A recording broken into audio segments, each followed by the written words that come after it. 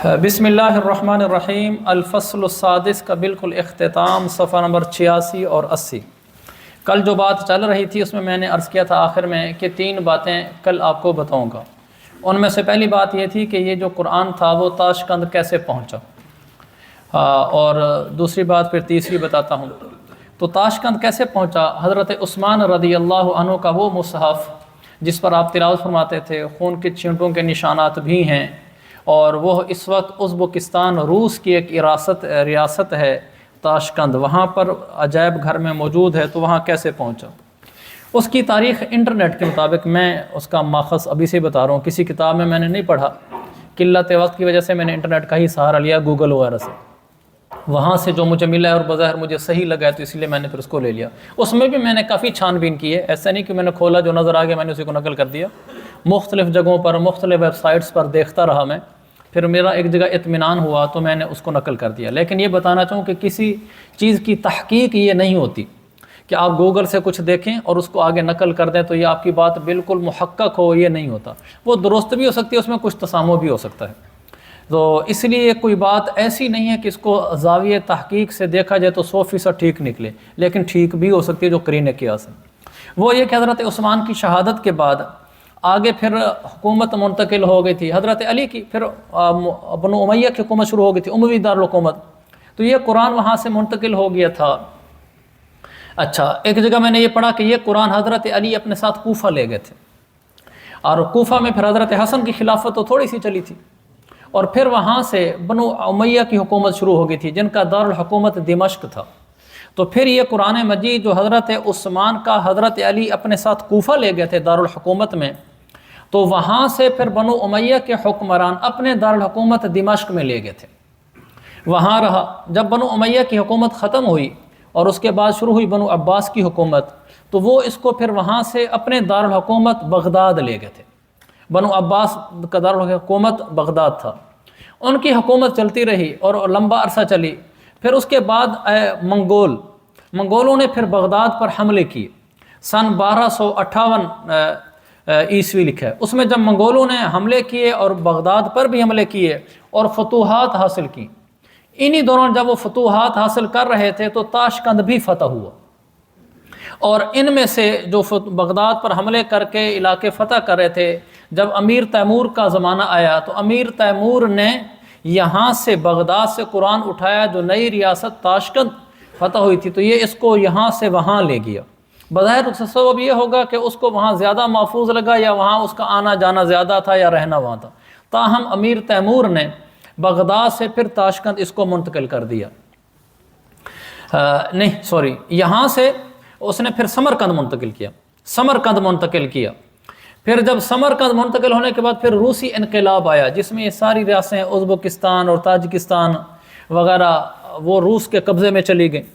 جب روس کے پاس گیا تو انہوں نے اس کو اپنے عجائب گھر میں رکھا۔ جب روسی انقلاب آیا تو انہوں نے اس قرآن کو اپنے عجائب گھر میں محفوظ رکھا۔ اس کے بعد جب یہ ریاستیں روس کی آزاد ہو گئیں، وسط ایشیا کی، ازبکستان ہو گیا، ترکمانستان ہو گیا، تو ان کی ریاستیں آزاد ہوئیں، تو ان میں سے ازبکستان نے روسی ریاست پر یہ زور ڈالا کہ ہمیں وہ قرآن واپس کیا جائے۔ انہوں نے پھر وہ قرآن واپس کر دیا۔ وہ قرآن جب واپس لے کر آئے تو پھر انہیں ازبکستان والوں نے اپنے تاشقند شہر میں جو بڑا ان کا وہ ہے میوزیم، عجائب گھر، اس کے اندر انہوں نے آ کر اس کو محفوظ کر دیا، اور وہ ابھی تک اسی طرح تاشقند میں محفوظ چلا آ رہا ہے۔ اگلی بات یہ ہے کہ وہ اتنا طویل عرصہ گزرنے کے بعد اسی حالت میں کیسے موجود ہے۔ موجودہ حالت تو یہ ہے کہ 2 ڈاکٹر، یعنی کیمیکل کے شعبے کے، وہ اس قرآن پر متعین ہیں، ان کی ڈیوٹی صرف یہ، یعنی وہ بدلتے رہتے ہیں ڈاکٹر۔ وہ ڈاکٹر اس لیے متعین ہیں کہ اس قرآن کو جس طرح جن کیمیکلز کے ساتھ جتنے ٹمپریچر میں رکھنے سے اس کا محفوظ ہونا متیقن ہوتا ہے، وہ ڈاکٹر اس کی سپرویژن کریں۔ مثلا روم ٹمپریچر اتنا ہونا چاہیے، کیمیکل اتنے عرصے بعد اپنا اثر چھوڑ دیتا ہے تو کیمیکل دوبارہ لگانا چاہیے۔ جو چیزیں اس کے لوازمات میں شامل ہیں اس کو باقی رکھنے کے لیے ان کی ڈیوٹی اسی پر ہے۔ یہ جدید اب آج کل ایسے چل رہا ہے۔ پیچھے کیا تھا کہ ہر زمانے میں ہی اللہ تعالیٰ کے تکوینی نظام میں کسی چیز کو محفوظ رکھنا ہو، اللہ حکومت مسلمان ہو یا کافر ہو سے وہ کام کرا لیتا ہے۔ جیسے فرعون کی لاش सुम्मा नुनज्जीका बिबदनिका, उसका बदन आज तक महफूज है। हालांकि दरमियान में कितनी हुकूमतें आईं, मुसलमान भी आईं, काफिर भी आईं, लेकिन अल्लाह ने सब के दिल में ये डाले रखा कि इसकी हिफाजत करो। नुक्ता नज़र बदलते रहे, कोई उस फ़िरौन की मम्मी को महफूज रखता रहा इसलिए कि हमारे पास तारीख़ी वर्सा है, हम एक बड़ी तहकीक रिसर्च पेश किए जिससे हम एक बदन को ख़राब नहीं होने देते, देखो हमारी तहकीक सही निकली है, उसके नतीजे में देखो बदन ख़राब नहीं हो रहा, हमारी रिसर्च सही है। कोई ऐसे नुक्ते नज़र से उसको संभालता रहा, किसी ने तारीख़ी वर्से संभाला। मुसलमानों के पास आजकल हुकूमत है तो उन्होंने इसलिए संभाल रखा है कि कुरान की आयत है, वो अल्लाह का निज़ाम है। अल्लाह ने किसी चीज़ को महफूज कराना होता है। मौजूदा साइंस के लिहाज से उसका ख़ास टेम्परेचर, ख़ास केमिकल, इसके लिए डॉक्टर मुतय्यन है। दो पहले ये था कि उस ज़माने के लिहाज से कुछ उन्होंने लिखे हुए भी थे पुराने कीमियाई अज्जा, कि फ़लाँ कीमियाई अज्जा और तरीके इस्तेमाल करके उसको महफूज किया गया। जैसे आपने दिबागत पढ़ी है कि दिबागा से खाल महफूज होती है, तो उन्होंने पुराने तरीक़ों से इसको महफूज किया हुआ है। अच्छा, हैरत की बात ये है खाल पर लिखा हुआ कुरान है, कागज़ पर नहीं है। और उन्होंने बहुत गहरी सोच से देखा है, दो नतीजे पर पहुँचे हैं, या हिरन की खाल है या ऊँट की खाल है। इन दोनों में से किसी एक की खाल के ऊपर यह कुरान लिखा हुआ है। ये भी अल्लाह का तकवीनी निज़ाम था कि इसको किसी कागज़ पर नहीं लिखवाया गया या किसी लकड़ी पर नहीं लिखवाया गया जो ऐसा ऐसा ख़त्म हो जाती है, तो उसको खाल पर लिखवाया गया। और खाल मुख्तलिफ़ केमिकल से शुरू ज़माने से खाल को महफूज रखने के तरीके ईजाद होते रहे हैं, क्योंकि खाल अरबों की ज़रूरत थी मशकीज़े के लिए, जाए नमाज बनाने के लिए, इसके तरीके उनको आते थे। तो अल्लाह ताला ने तकवीनी निज़ाम था, हज़रत उस्मान वाले मुसहफ़ था ही खाल पर लिखा हुआ, और उसको संभालने के केमिकल के जो तरीके उस ज़माने के थे वो उसको इस्तेमाल करते करते आए और वो महफूज होता रहा। और आज फिर जदीद तरीके आ गए हैं केमिकल लगा देना, इस तरीके से वो ताशकंद में अभी भी महफूज है और खाल पर लिखा हुआ है। और दो डॉक्टर हर वक्त उस पर मुतय्यन होते हैं जो उसके केमिकल, उसके रूम टेम्परेचर को कंट्रोल करते हैं। अल्लाह ताला ने उम्मत को दिखलाना था और आज तक उसके पहुँचने की ये तारीख़ है। ये मेरी पहली बात थी जो मैंने कहा कल बताऊँगा। दूसरी ये था कि मोहम्मद बिन तैफूर सजावंदी, जिन्होंने अक्सर रमूज़ औकाफ़ कुरान में लगाए, जितने रमूज़ औकाफ़ लगे हुए हैं ये सारे उनके नहीं हैं, लेकिन बहरहाल पहले वाज़े और पहले लगाने वाले रमूज़ औकाफ़ यही मोहम्मद बिन तैफूर सजावंदी हैं। उनके बाद फिर किसी ने कुछ और भी लगाए। तो ये जो तैफूर सजावंदी है, इनका सन वफ़ात है 560 हिजरी, यानी 6ठी सदी में जाकर इस पर ये रमूज़ लगे हैं। इससे पहले कुरान भी बग़ैर रमूज़ के था, और अब चूँकि इसकी तमाम ज़रूरियात पूरी हो चुकी हैं, उसके रुकू, एराब, ज़ेर ज़बर, रमूज़ औकाफ़, सिपारों की तक़सीम, मनाजिल, इसलिए अब इसमें सिवा इसके और कोई काम नहीं रह गया कि कोई लफ्ज़ नीला कर दो, कोई पीला कर दो। जो आजकल आप देखते होंगे नए कुरानों में, ये कलकले वाला है इसको नीला कर दो, ये मोटा है तो पुर है इसको सब्ज़ कर दो। ये मौजूदा ज़माने में मेरी आंखों के सामने हुआ है। हम जब पढ़ते थे ज़माना तालिब इल्मी में, उस वक्त ये नहीं होता था, ये कुरान था ही नहीं। मेरे ज़माना तालिब इल्मी का तकरीबन इख्तिताम था, तो उस वक्त हमने देखा, या फ़रागत के भी बाद की बात है, पहली दफ़ा ये कुरान आने शुरू हुए जिनमें हर हर्फ के लिए ना अलग अलग रंग लगे होते थे। अब यही काम ही बच गया था, बाकी तो सारे हो गए थे। वो उसकी तारीख़ भी है कि वो हमारी आंखों के सामने हुआ, ये अब शुरू हुआ है। ये कुरान की तारीख़ थी। और रमूज़ औकाफ़, दो बातें होगी। पहली बात ताशकंद की तारीख़, दूसरी सजावंदी रहमहुल्लाह का सन वफ़ात। सन वफ़ात इसलिए मालूम करना था ताकि ये पता चले कि किस सन में रमूज़ औकाफ़ लगाए गए। सन 560 हिजरी में उनकी वफ़ात है, तो 6ठी सदी में यह काम हुआ है। अब तीसरी बात ये, मैंने कहा कुरान से मुतल्लिक़ कुछ चीज़ें एक आलिम होने के नाते आपको कुरान की तारीख़ जैसे बताई, इसी तरह कुरान में लिखी हुई कुछ ज़रूरी चीज़ें। हम कुरान का दरमियान खोल लेते हैं। खोलो पारा नंबर 16, 15 पारे ख़त्म हो गए, 16वां शुरू हो रहा है। 16वें पारे का पहला सफ़ा।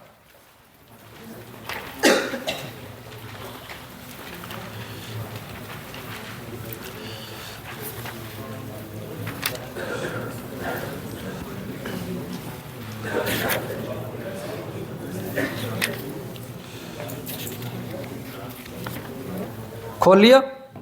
अब देखें काला अलम अकुल्ला का से शुरू हो रहा है। ऊपर लिखा हुआ है काला अलम और 716, ये तो आपको समझ आ रहा है कि ये एक नया सिपारा शुरू हो गया है जिस सिपारे का इब्तदाई हर्फ है लफ्ज़ काला अलम, और आगे 16 का मतलब ये कि 16वां पारा है। और आगे इसके बिल्कुल सामने लिखा हुआ अल कहफ 18, इसका मतलब ये कि सूरत अल कहफ है और सूरत नंबर 18 है। शुरू से सूरतें गिनना शुरू करो तो ये 18वीं सूरत है। कुरान में कुल 114 सूरतें हैं ना, یہ 18ویں ہے، اگرچہ آدھا قرآن ہو گیا، آخری سپاروں میں صورتوں کی کثرت ہو جاتی ہے تو 114 کا عدد پورا ہو جاتا ہے۔ یہ 18ویں صورت ہے۔ پہلی سطر قال الم اقل لک کا، اس کے لیفٹ سائڈ پہ لکھا ہوا ہے الجز 16 لکھا ہوا ہے۔ یہ عربی لحاظ سے مثلا جو لوگ عربی ماحول کے رہنے والے ہیں ان کے لیے ہے کہ یہ 16واں پارہ ہے، کہ 16واں پارہ شروع ہو گیا۔ اچھا، پہلی آیت ختم ہو رہی ہے قال الم اقل لک انک لن تستطیع معی صبر، آیت نمبر لکھا ہوا ہے نا، یہ 75 76 ایسے ہو رہے ہیں۔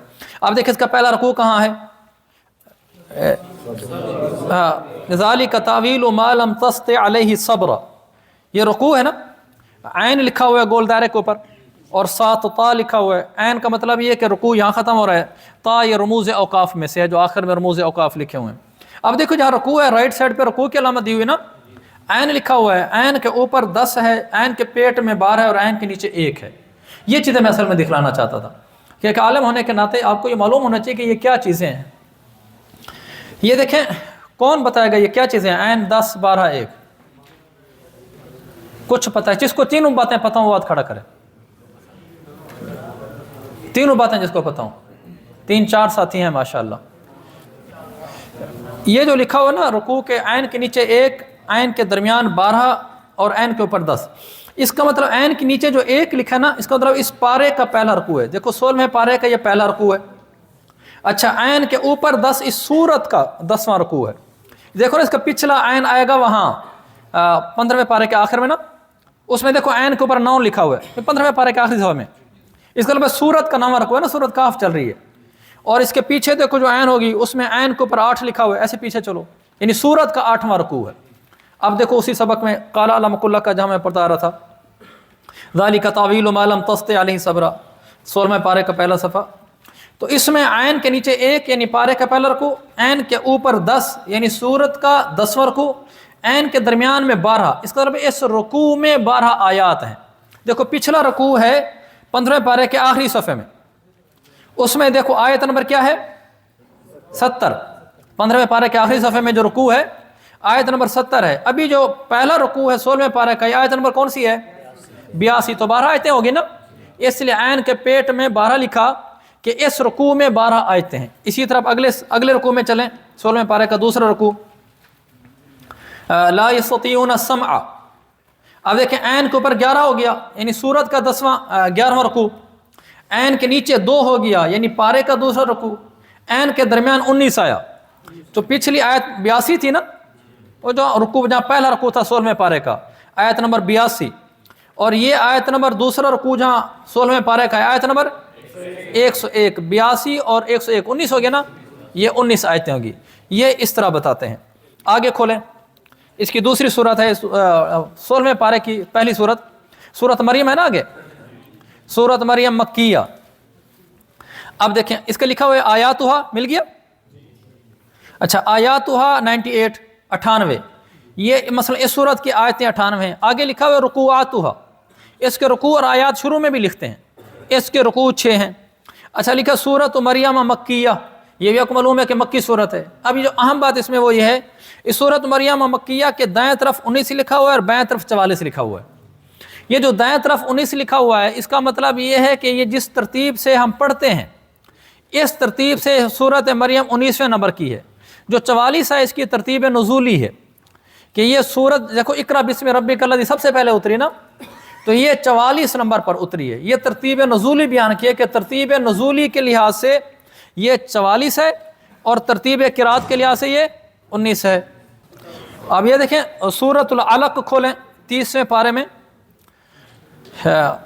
یہ 30ویں پارے کا 20واں رکوع جہاں ختم ہو رہا ہے، سورۃ العلق، اقرا بسم ربک الذی خلق۔ اب یہ سب سے پہلے اتری تھی نا، اب دیکھیں اس کا لکھا آیاتہا 19، سورۃ العلق مکیہ، دائیں طرف 96 یعنی ترتیب قراءت، اور بائیں طرف 1 لکھا ہوا ہے ترتیب نزول، کہ چونکہ سب سے پہلے اتری ہے اس لیے اس کے آگے 1 لکھا ہوا ہے۔ تو اس طریقے سے بھی پہچانی جا سکتی ہے سورت کب اتری ہے۔ یہ اس کی کچھ اہم باتیں تھیں۔ اچھا آگے ایک مثال کل میں نے کہا آپ کو یہ دینی ہے، جیسے کل کہا تھا نا اٹھو مت بیٹھو، کو یہاں اٹھو کے بعد مثلا اگر کہنے والا یہ کہنا چاہتا ہے کہ اٹھو مت بیٹھو، اگر یہ کہنا چاہتے ہیں تو اٹھو کے بعد وقف لازم ہے نا، یا ضرور ٹھہرا جائے گا۔ اگر نہیں ٹھہریں گے اور آگے جا کر ٹھہر جائیں گے تو پھر معنی بدل جائے گا۔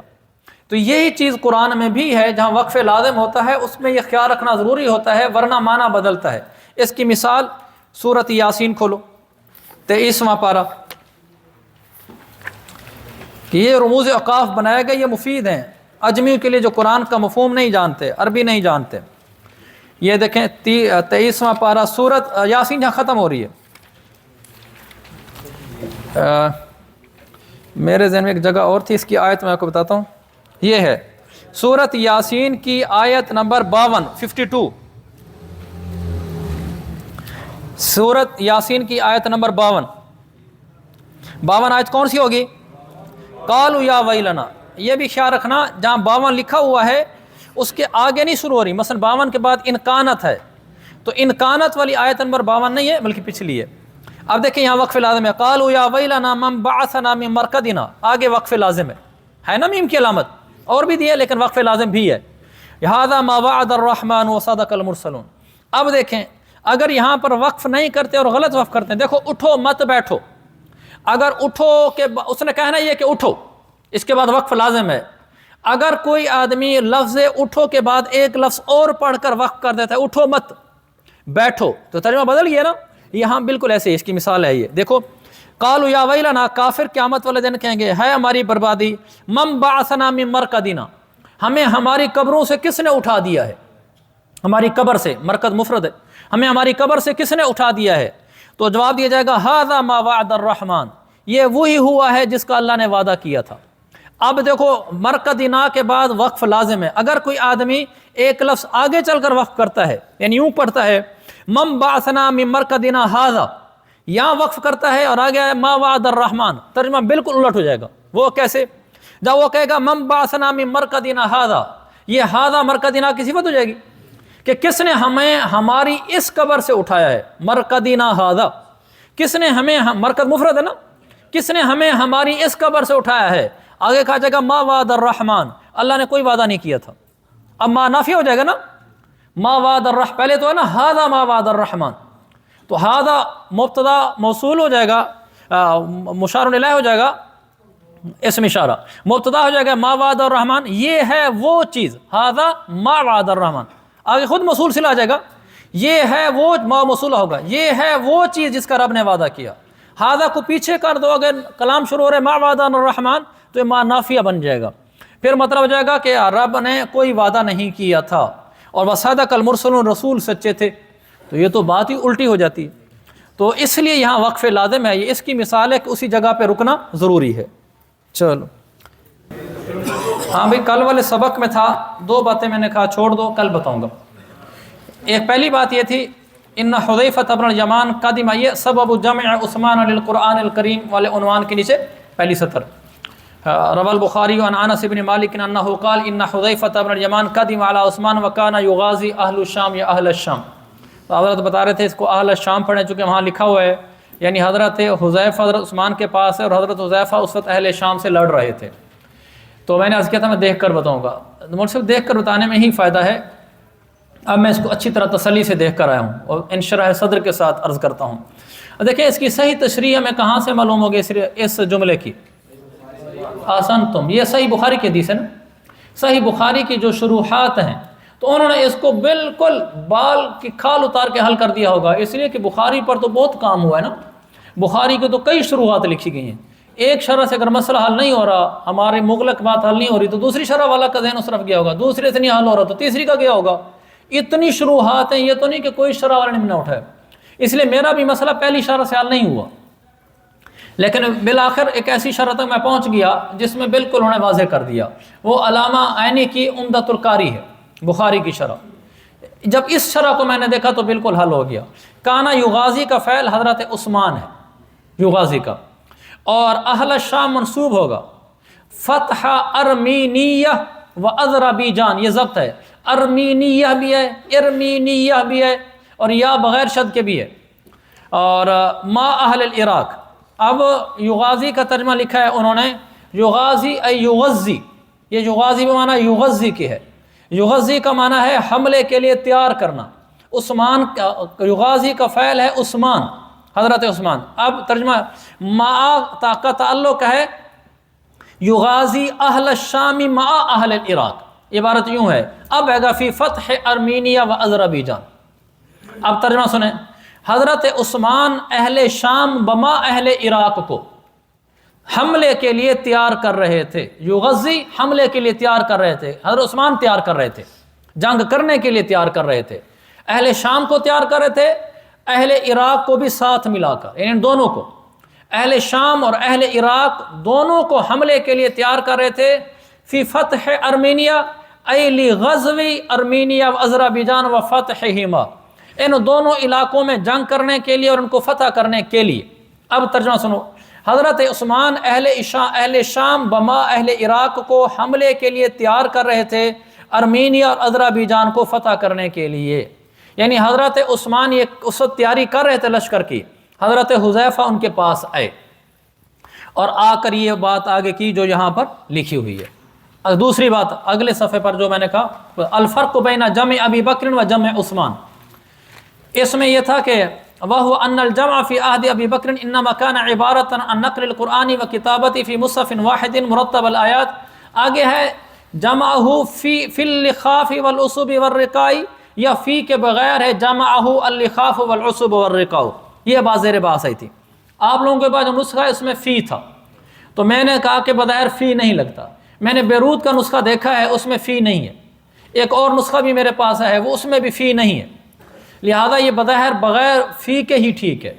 پھر یہ ہوگا جمعہ اللخاف والعصب والرقاء، جس قرآن کو پہلے لخاف، عصب اور رقاء نے جمع کیا ہوا تھا، اسی قرآن کو حضرت ابوبکر کے زمانے میں اب ایک مصحف میں لکھ کر مرتب کر کے جمع کر دیا گیا۔